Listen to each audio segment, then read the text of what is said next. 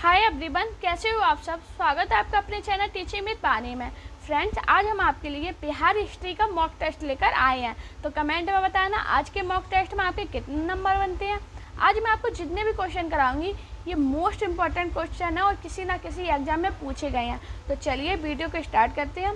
हमारा first question है, बिहार में किस तिथि को 1857 की क्रांति का आरंभ हुआ। अब हम लोग साथ प्रॉब्लम पता क्या होती है, हमें ये तो पता है 1857 की क्रांति हुई, ठीक है, उसके हमने सब कुछ पढ़ रखा और पेपर में पूछ दी गई 1857 की क्रांति की डेट और वही हमने नहीं पढ़ी। तो 1857 की क्रांति कब हुई थी?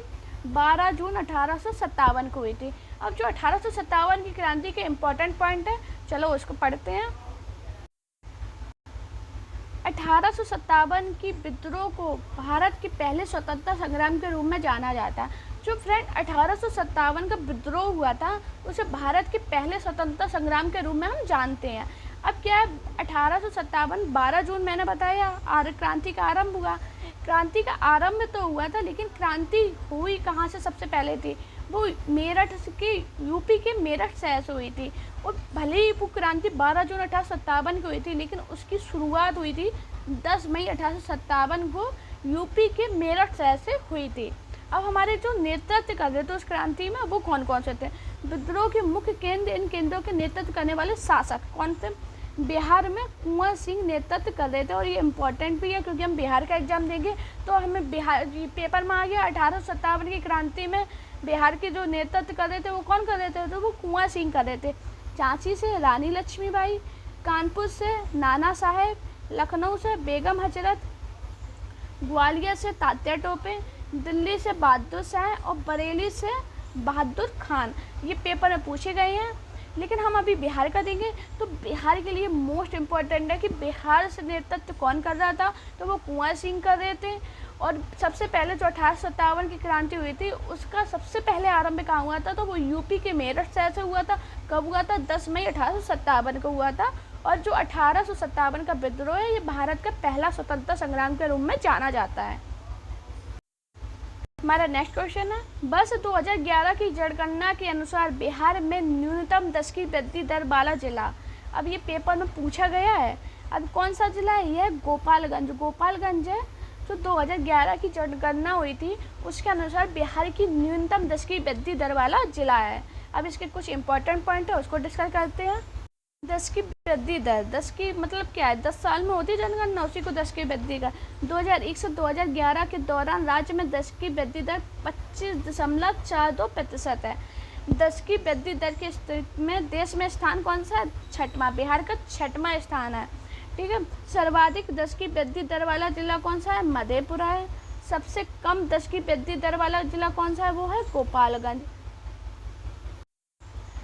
फ्रेंड, ये जितने भी आज मैं आपको क्वेश्चन करा रही हूँ इसकी पीडीएफ मैं अपने टेलीग्राम चैनल पर सेंड कर दूँगी, तो आप उससे अपनी ये पीडीएफ डाउनलोड कर लेना।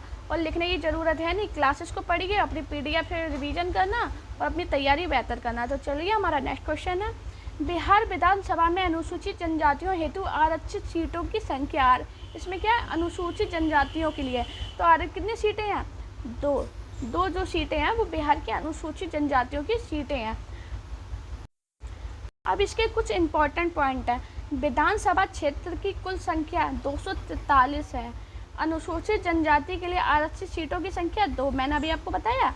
लोकसभा की सीटें कितनी हैं? 40। राज्यसभा की सीटें कितनी हैं? 16। राजकीय पशु गौर और राजकीय पशु घरेलू गौरैया। अच्छा, गौर को बिहार में बैल भी कहते हैं, तो इसको भी आपको याद रखना। जो राजकीय पशु है वो गौर है। पेपर में गौर भी करके पूछ सकते हैं और बैल भी करके पूछ सकते हैं, तो आपको दोनों याद रखने हैं। हमारा नेक्स्ट क्वेश्चन है, जैन धर्म की प्रमुख पुस्तक कल्पसूत्र किस भाषा में लिखी गई है? पहले तो हमें यही याद रखना, जैन धर्म की प्रमुख पुस्तक है कौन सी? वो है कल्पसूत्र। और ये किस भाषा में लिखी गई है? आप कमेंट में बताओ। ये संस्कृत भाषा में लिखी गई है। जैन धर्म की प्रमुख पुस्तक जो कल्पसूत्र है ये संस्कृत भाषा में लिखी गई है। अब जो जैन धर्म से इम्पोर्टेंट पॉइंट है उसको पढ़ते हैं। पार्श्वनाथ जैन धर्म के 23वें तीर्थकार थे। पेपर में पूछा गया पार्श्वनाथ तीर्थकार हो गए थे। पार्श्वनाथ जैन धर्म के कितने नंबर के तीर्थकार थे? तो वे 23वें नंबर के थे। हमारा नेक्स्ट पॉइंट है, महावीर जैन धर्म के 24वें तीर्थकार। जिन्हें वर्धमान के नाम से भी जाता है। तो हमें पहली बात तो यही पता है, महावीर स्वामी को वर्धमान के नाम से जानते हैं। और ये जैन धर्म के कितने नंबर के तीर्थकार थे? तो ये 24 नंबर के तीर्थकार थे। हमारा नेक्स्ट पॉइंट है, बौद्ध धर्म के संस्थापक सिद्धार्थ गौतम, जिन्हें बाद में बुद्ध के रूप से जाना जाने लगा। तो बौद्ध धर्म के संस्थापक कौन है? सिद्धार्थ गौतम, जिन्हें हम बुद्ध के नाम से जानते हैं। अब इनके कुछ इंपॉर्टेंट पॉइंट हैं। इनका जन्म कहाँ हुआ था? इनका लुम्बिनी प्रांत नेपाल में इनका जन्म हुआ था। इनकी मृत्यु कहाँ हुई थी? तो वह कुशीनगर में हुई थी। इनका पूरा नाम क्या है? सिद्धार्थ गौतम। इनके माता पिता का नाम क्या है? सुदोना और महामाया। इनके पुत्र और राहुल हैं। ये भी इम्पोर्टेंट पॉइंट है और पेपर में पूछे गए थे। हमारा नेक्स्ट क्वेश्चन है, निम्नलिखित में से किस ग्रंथ में सर्वप्रथम मगध का उल्लेख मिलता है? तो मगध का उल्लेख किस में मिलता है? आप कमेंट में बताइए, काफ़ी विवादित क्वेश्चन है। तो मगध का जो उल्लेख है वो अर्थवेद में मिलता है। इसका राइट आंसर है अर्थवेद, मतलब अथर्ववेद। अब हम सभी ने वेद तो पढ़े ही हैं, ऋग्वेद, यजुर्वेद, सामवेद और अथर्ववेद। वेद कितने होते हैं? 4 होते हैं। चारों के नाम आपने बता दिए हैं, तो आप इसे पढ़ लीजिए। हमारा नेक्स्ट क्वेश्चन है, जगदीशपुर में स्थापित समानांतर सरकार के प्रमुख निम्नलिखित में से कौन थे?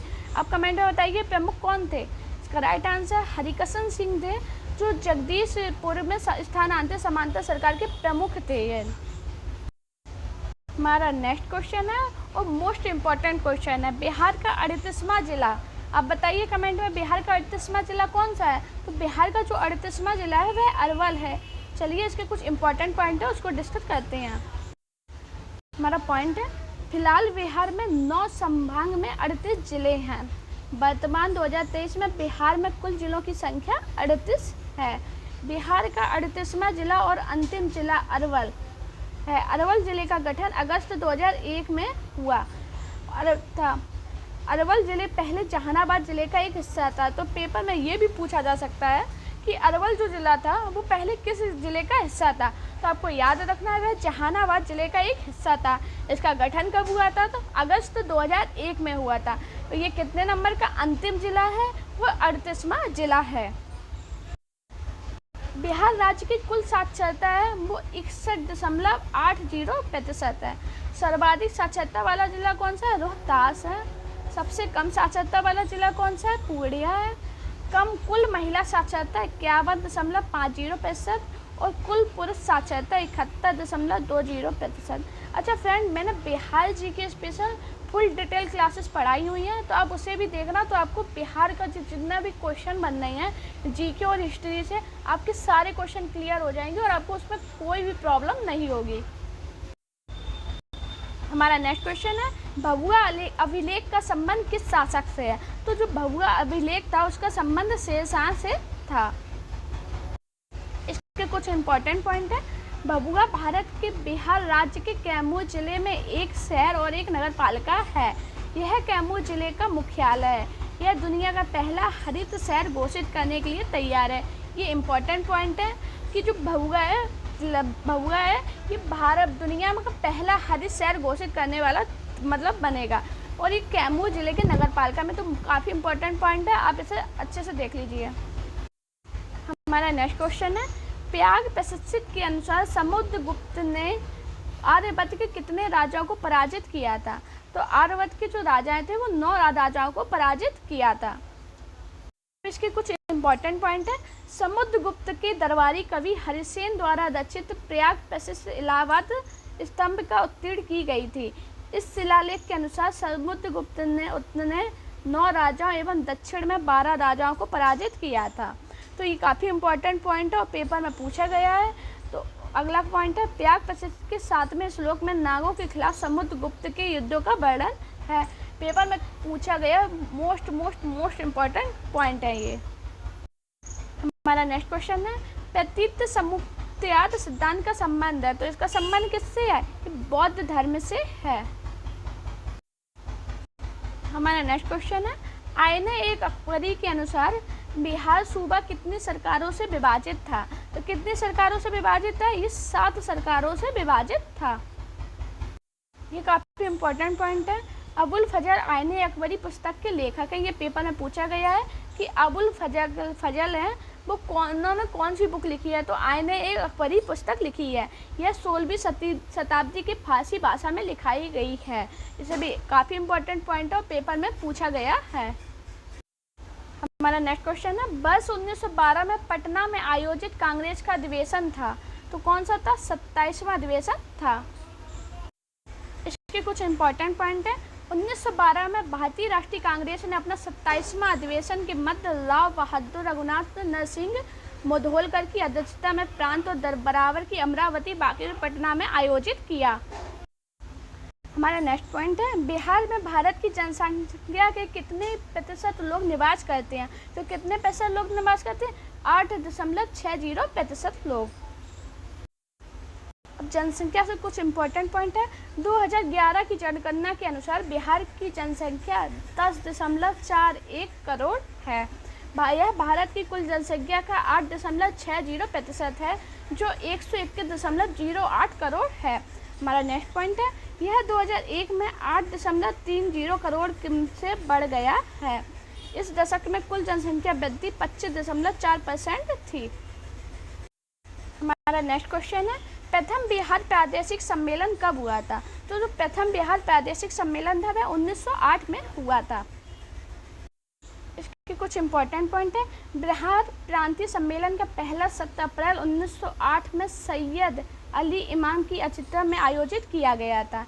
यह 1908 में मद्रास में कांग्रेस के वार्षिक सत्र के लिए 6 प्रतिनिधियों का चयन करता है। बिहार प्रांतीय कांग्रेसों का पहला अधिवेशन पटना में हुआ था। पेपर में पूछा गया है बिहार प्रांतीय कांग्रेस का पहला अधिवेशन कहाँ हुआ था, तो वह पटना में हुआ था।